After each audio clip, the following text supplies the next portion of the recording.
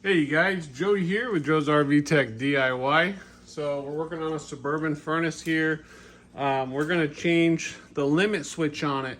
So this is the case that wraps around your furnace, and then normally you would slide this out all the way if you're gonna work on anything else. But this is something you can do sometimes inside your RV if you access the back side of the furnace, and there's a cover that goes around it, and there's a screw here and a screw there that's usually a Phillips.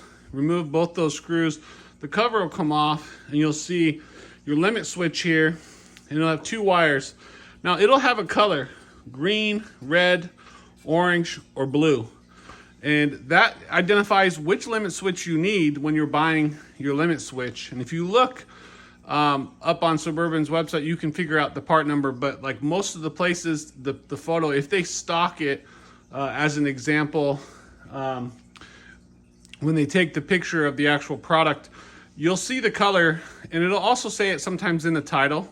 So you always want to make sure that you're buying the right limit switch so that you don't buy one that has a threshold that's lower than the one you already had, where it limits out at a lower temperature.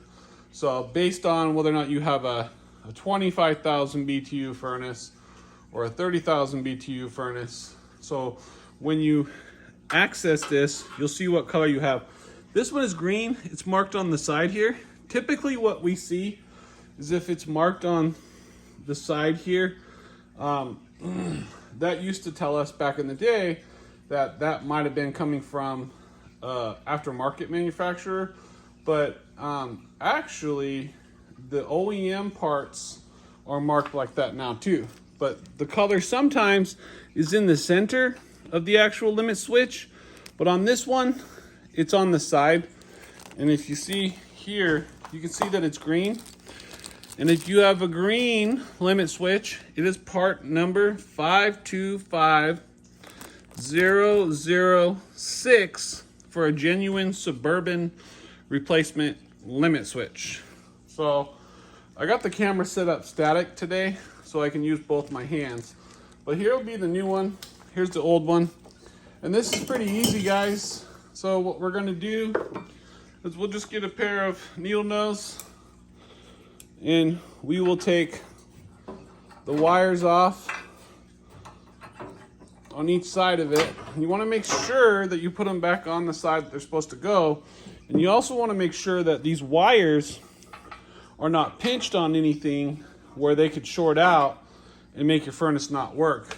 I've seen these wires run to where they were like actually shorting out and creating the problem with the furnace. It wasn't the actual limit switch itself. So if you want to test a limit switch, you can put your voltmeter on ohms and touch each side with your voltmeter and see if it goes through when it's running. But you can also put it on voltage, on volts. So that's what I normally will do, is I'll put it on volts.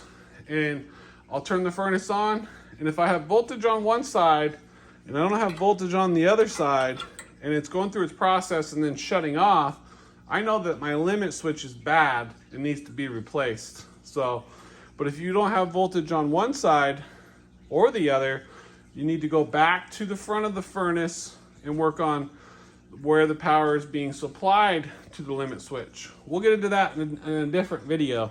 But on this one, it's real simple. You guys can do this without removing the furnace on most RVs that have a Suburban furnace. Just remove both Phillips screws on the cover and then remove the limit switch itself. Retain the screws. Open your new limit switch. Pull it out, obviously. And then we're gonna take one of the screws, start it by hand.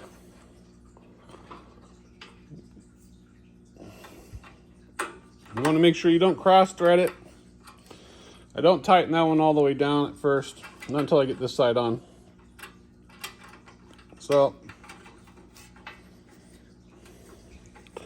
now we're gonna torque it down.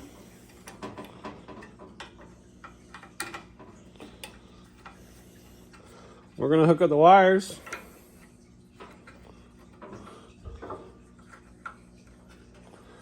And then we would put the cover back on the furnace itself. On this one, I have it slid out because I've been working on it, and I put it back in the box just for the video so you guys could see what it normally looks like. Normally there's a little screw that secures this to the casing of the furnace, and if you want to slide it out, it makes it a little more difficult when it's installed to do, but when it's out of the RV, you don't really need to slide it out, or even if it's in the RV, you should be able to do this without removing the furnace. So it's pretty easy to do, as you can see. So now that we were done, we'll turn our power back on because we disconnected it in the beginning. I forgot to mention that. We want to make sure that you pull the fuse and you're not going to arc anything out and blow the fuse for the furnace's power supply. So I'll post a link in the description where you can get the green limit switch if you have the green, the orange, the blue, and the red. And I'll just put the color combo next to each individual one. That'll make it easy for you guys. If you think you need to just replace your limit switch, you can order it. I'll put a bunch of Amazon links on there for you. And you can go from there. If you haven't done so already, be sure to subscribe to my channel. And you can also become a member if you have RV tech support questions. It's only $9.99 a month to call and talk to me on the phone. So be sure to check that out where it says become a member. Click that and you can read the details. You'll get my phone number and direct line of access to me up until 10 o'clock at night, Monday through Sunday. Anyways, thanks for watching. Safe travels, and we'll see you in the next video.